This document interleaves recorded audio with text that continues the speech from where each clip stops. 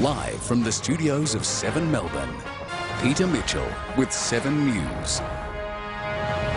Tonight, Kylie Minogue confirms she has breast cancer and scraps her Australian tour to battle the disease. Just shattering, and everyone's got their fingers crossed.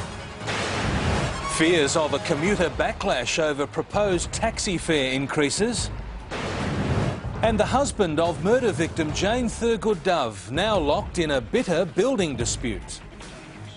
Good evening. Also coming up, the next step as the 7 and 10 networks clear another hurdle in the fight for the prized AFL TV rights. First tonight, Melbourne's pop princess Kylie Minogue has announced she has breast cancer.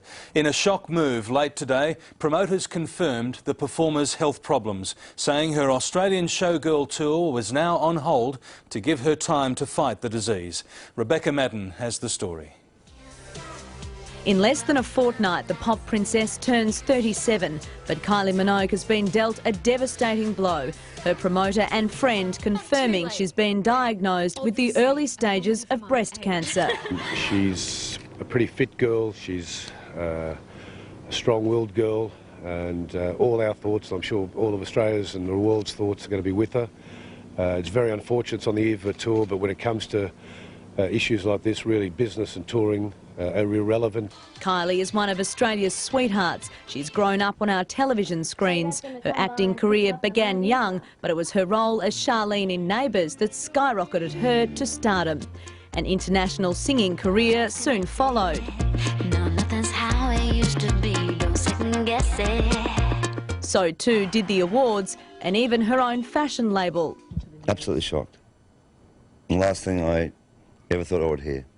I'm just one of the thousands of fans that are probably more shocked than anything, and our thoughts are with her.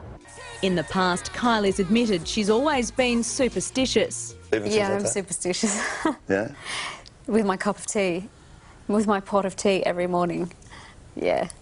What do you do with a cup of tea? 3 times clockwise, once anti-clockwise with the pot. But the pop icon would never have expected this. Kylie was diagnosed in Melbourne this morning. She'd been spending some time with her family before her showgirl tour later this month. It's understood she has French boyfriend Olivier Martinez by her side. 1 in 11 women will in Australia get breast cancer, but it is eminently survivable. 85% of women survive. She released a statement today saying this to her supporters: "I'm sorry to have disappointed my fans. Nevertheless, hopefully all will work out fine and I'll be back with you all again soon."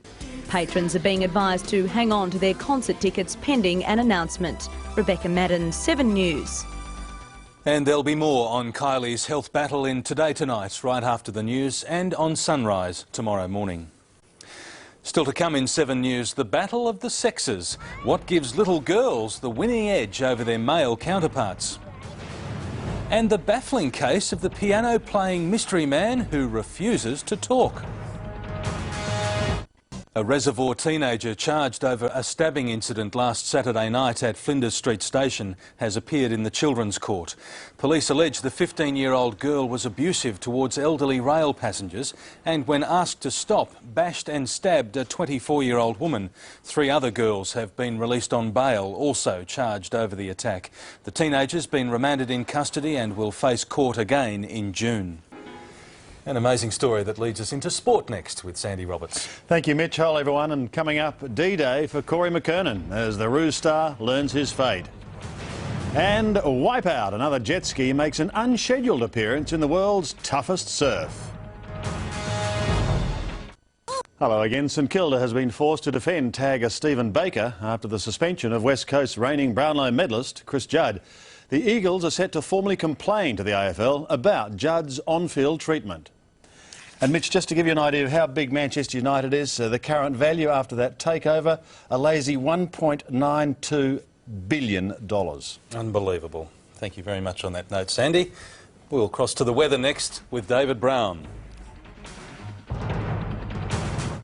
Good evening. The autumn magic continues in Melbourne following a foggy start to the day, which is typical for this time of year. The radiation fog and low cloud rolled in around 4 this morning. In some parts of Melbourne, the visibility was down to less than 100 metres. By 10 o'clock, most of the fog and low cloud cleared the city centre, but will slip back into another fog later tonight. Today's top, a hazy 19.2 degrees at the moment. It's 15.5. Let's have a look at the latest from the satellite. We can see clear sky over most of the state today. In the west, a decaying front which has been crossing the Southern Ocean. It will continue to break up and slip away to the south because of this blocking high pressure system, although moist onshore southeasterly winds will bring just a few more light showers to East Gippsland tomorrow. Around the nation, Brisbane should be fine and sunny and climbing up towards 24 degrees. A few more passing showers for Sydney, 19 degrees. Adelaide dry and sunny, up around 20. Showers and storms and strong northwesterly winds developing once again in Perth, but late in the day up around 22 degrees. Now for Victoria, we will get further showers in the eastern part of the state tomorrow. Fine and sunny conditions elsewhere following some widespread morning fogs, and it looks like it will be another hazy day right throughout southern Victoria, and winds generally light and variable. Now closer to home, overnight and morning fog throughout the Bay region. Quite cold too in the outer reaches. Have a look at this, down to 2 degrees at Yarra Glen first thing tomorrow morning, and of course a hazy day to follow. Out on the bay, smooth seas, winds generally less than 10 knots throughout the day, and waves well and truly below half a metre. As for Melbourne, overnight and morning fog will clear to a fine, although hazy afternoon. Forecast top there 19 degrees, dropping down to 8 in the city centre. The top there of 19, that's 2 above average. Let's have a look at that 7-day forecast. Thursday, fine and sunny after some early fog, around 20.